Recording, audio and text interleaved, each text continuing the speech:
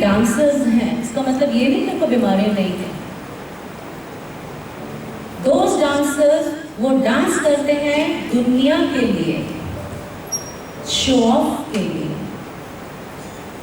इसलिए उनकी बॉडी में मूवमेंट तो है बट रिदम नहीं है।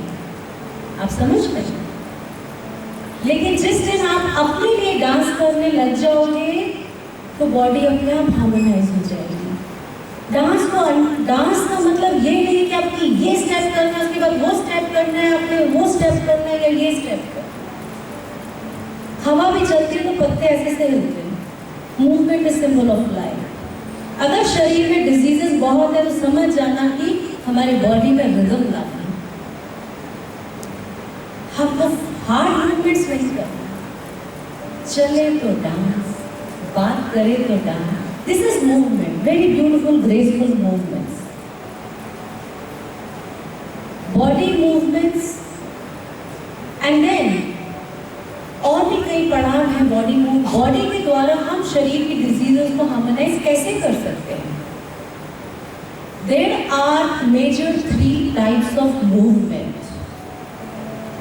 आप कोई भी तरह का मूवमेंट कर लीजिए, उसमें 3 तरह के मूवमेंट्स हैं। One is expansion movement, contraction movement. चलते भी हैं तो एक्सपेंशन कॉन्ट्रैक्शन, एक्सपेंशन कॉन्ट्रैक्शन।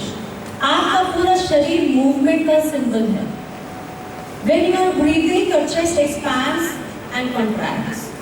आंखें खुलती हैं, expands and contracts. Intestine में कुछ आता है, expands and then जब बाहर जाता है तो contracts. Every part of your body is doing this movement. Movement is symbol of life. जब डेथ होती है तो मूवमेंट बंद हो जाते हैं सारे, but they are very rhythmic. अब हमारी बॉडी में डिजीज कब आती है? जब ये रिदम से बाहर लेफ्ट राइट करते हैं। It has to be very beautiful rhythm, expansion, but there is a system. कितना एक्सपेंशन एंड फिर कितना contraction. Sun rises, what is this? Ascending or expansion. Sun sets, darkness, सब सो जाते हैं, what is this now? Contraction.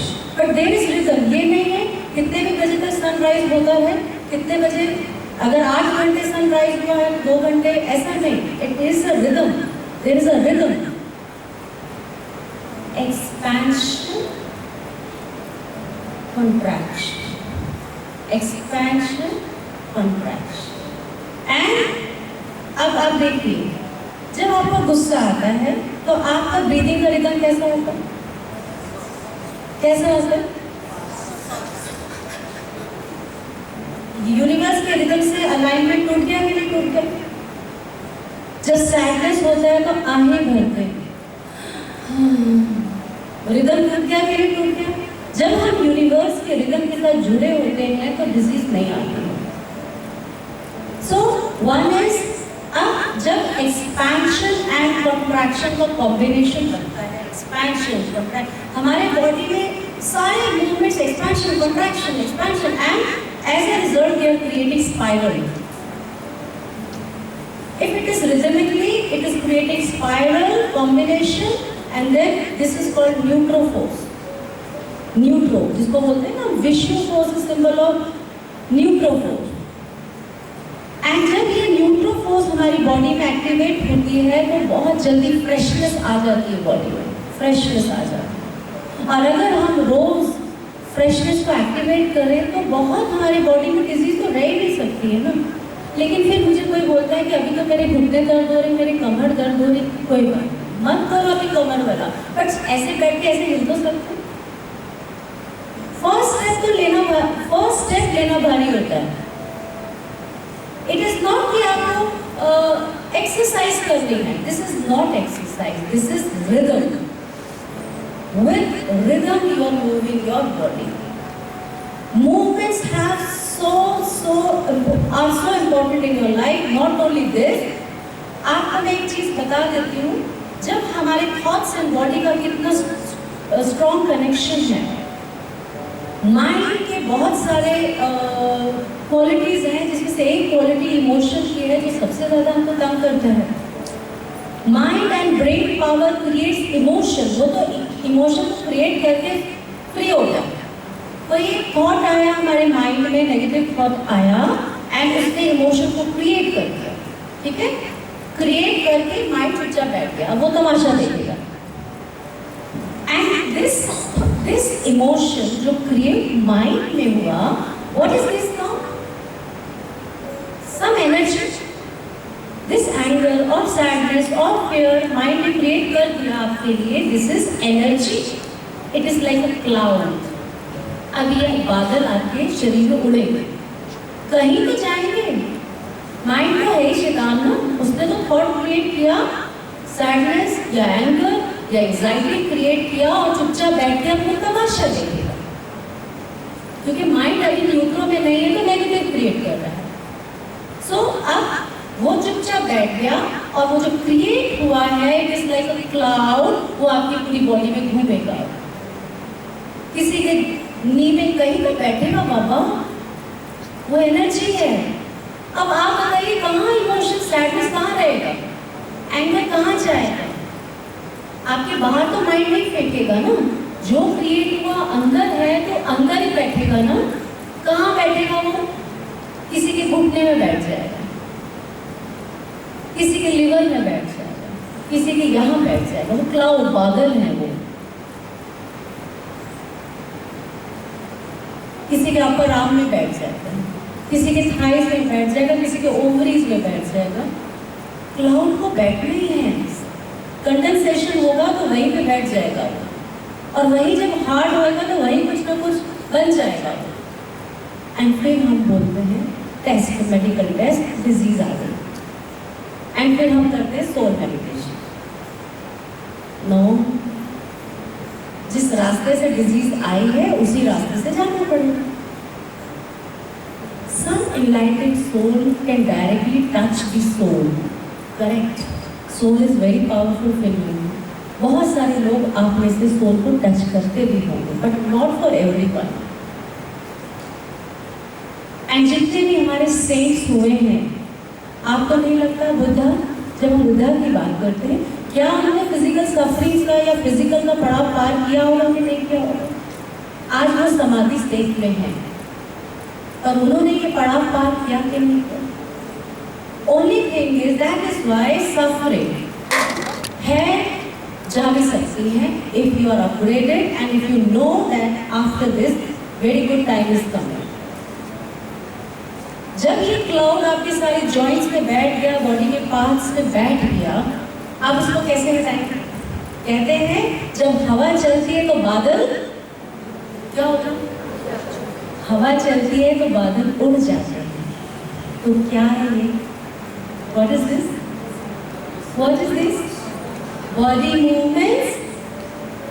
हवा चलाओ और बादलों को उड़ाओ। This is our purpose. Body को बहुत क्लीन करना है सोल तक जाने के लिए। हमारा सोल तक जाने का सफर वेरी फर्म है, वापस नहीं आएंगे। सोल में सब चाहते हैं, जरूर चाहते हैं, बट प्रॉब्लम क्या होती है? वापस फिर से आ जाते हैं। अब बड़ी मुश्किल होती है। हर साल उनको मेडिटेशन, रोज उनको लेक्चर सुनने पड़ते हैं। ऐसा कुछ समा हो कि मुझे बाद में सुनना ही ना पड़े मेडिटेशन का lecture. That is correct achievement when you are not dependent on anyone. Forest में बैठ जाओ, मेडिटेशन, नहाने जाओ, मेडिटेशन, बाथरूम में मेडिटेशन, खाना बनाते समय मेडिटेशन, चलो तो मेडिटेशन, बात करें तो मेडिटेशन, बॉस ने गुस्सा कर दिया तो भी मेडिटेशन, बच्चों ने कुछ बोल दिया, see then you are very much alert in your actions, in your reactions. When you are acting, when you are reacting, you are very much alert. When you are in a meditative real, when you have achieved the real state, grand perfection smile state, तब आपका anger का अंदाज, आप जब फिर दूसरों को गुस्सा करेंगे ना, वो एंगर का अंदाज भी बदल जाएगा. और कोई आपको गुस्सा करेगा तो आपको यहाँ तक रहेगा, अंदर नहीं जाएगा, बिकॉज अंदर तो वो सोल, चमकती हुई सोल का इनलाइटनमेंट बैठा हुआ है. This is the correct understanding that you have achieved. Dependency खत्म हो जाएगी. जो मेडिटेशन का लेक्चर देते हैं, अगर आप उनके ऊपर मेरे को कई लोग बोलते हैं आप प्लीज थोड़े दिन मेडिटेशन ले लो. मैंने कहा I you are dependent, it means आपकी जर्नी शुरू ही नहीं हुई. आपकी जर्नी शुरू ही नहीं हुई.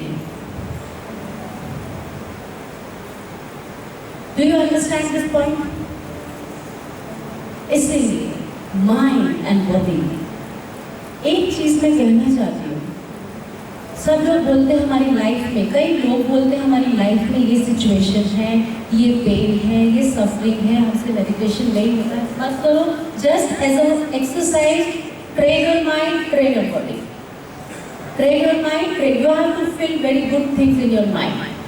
इसीलिए मैंने आपको स्टार्ट किया था लेक्चर कि माइंड को मूवमेंट बहुत पसंद है. आप मूवमेंट, कोई भी तरह का मूवमेंट अपने घर में या बाहर कुछ भी ज्वाइन कर लीजिए. मूवमेंट होना बहुत ज़रूरी है शरीर में, जेंटल मूवमेंट होना बहुत ज़रूरी है. और अगर आप डांस को एंजॉय करना सीख गए तो डांस करो, मूवमेंट करो. थक जाओ तो बैठ जाओ और लेट जाओ. Empty yourself. माइंड को इतना कर दो, मस्त कर दो अपने बॉडी मूवमेंट. माइंड को लुभाने का तरीका बॉडी मूवमेंट से ही है और कोई तरीका नहीं है.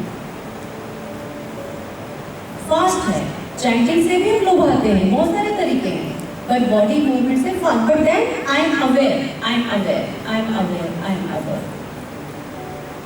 सो now before we go to next stage, I really want you to deeply understand that why these movements are very, very important. I want to show you some slides. Please listen and see this. Then only you can prepare yourself, and then every day when you are doing body movements, you are with a mission and determination. Yes, let's see.